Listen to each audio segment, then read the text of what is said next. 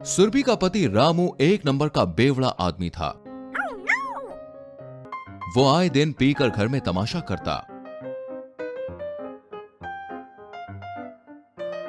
एक दिन, मुझ पीने का शौक नहीं, पीता हूँ गम भुलाने को। अरे देवी देवी लक्ष्मी, आप कब आई देवी? पता है मेरी एक गर्लफ्रेंड थी लक्ष्मी, उसकी बहुत याद आ रही है। अच्छा हुआ आप आ गई। अच्छा, तुम्हारी गर्लफ्रेंड थी, वो भी लक्ष्मी? वैसे मैं देवी लक्ष्मी नहीं, काली हूँ। फिर सुरभि रामू को खूब पीटती है। लाल, पीला, नीला, हरा, इंद्रधनुष के रंग 7। लेकिन ये क्या, ये तो 4 ही है, बाकी के 3 किसने चुराए? माँ, आपने ही 3 रंग चुराए ना? वापस दो, वापस दो। तभी रामू की माँ उसे जोर से 3 थप्पड़ मारती है। बैगनी, जामुनी, नारंगी। अब तो बराबर हो गए। थैंक यू माँ, थैंक यू। ये सब तो आपके कारण ही है। जवानी में आपने भी क्लबिंग करके खूब शराब पी है ना, सब पता है मुझे। जब आप प्रेग्नेंट थी तब भी बहुत पीती थी, उसी का नतीजा है ये। तो मुझे क्या पता था कि ये बेवड़ा पैदा होगा। खुद की ऐश में आपने जिंदगी तो मेरी बर्बाद की है ना। खैर, बेवड़ों से कैसी शिकायत करूं? आजकल ये बहुत ताने मारने लगी है। ताने मारने लगी है? रुको, मैं इसको कोड़े मारूंगा। मेरी माँ को किसने ताना मारा? फिर रामू चाबुक लेके कमरे में जाता है और कमरा बंद करते ही कमरे से जोर जोर से चिल्लाने की आवाज आती है। जिंदगी में पहली बार कलेजे को इतनी ठंडक मिली है, अब इसकी हिम्मत नहीं होगी जुबान चलाने की।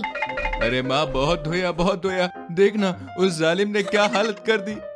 ऐसा ही होना चाहिए तेरे साथ। मैंने सोचा कि बीवी को मार के नाम रोशन करेगा, डुबा कर आ गया। फिर एक दिन, सो जा बेटा, रो क्यों रहा है? थक गई हूँ तुझे सुलाते सुलाते। एक तू है दिन में जागता है और एक तेरा बाप रात में भी सोने नहीं देता। अरे किसका बच्चा है? पड़ोसी का, क्योंकि तुमसे तो कुछ होगा नहीं। वही तो मैं सोचूं कि मैं तो बच्चा कर ही नहीं सकता, तो ये कैसे हुआ?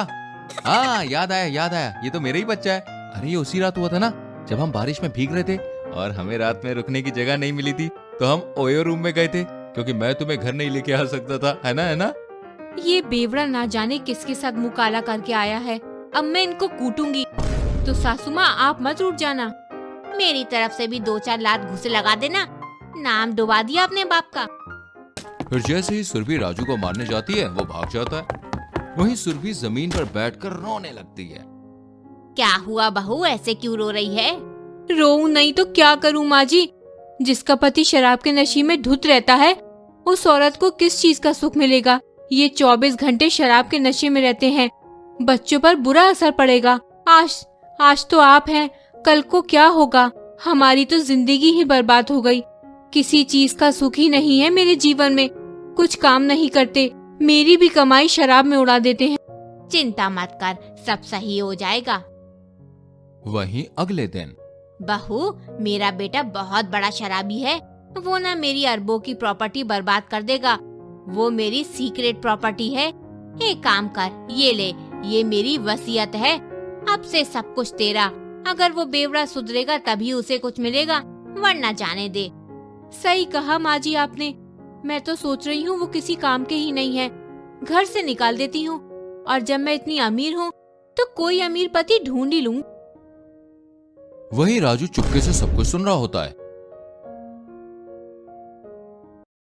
अरे अब बीवी की कमाई पे और काम नहीं चल सकता है यार। ये शराबी बनने का एक्ट ज्यादा दिन नहीं चलेगा, वरना माँ सब कुछ इस सुरभि के नाम कर देंगी। अब तो मुझे काम करना ही होगा। लग जा राजू, काम पे लग जा।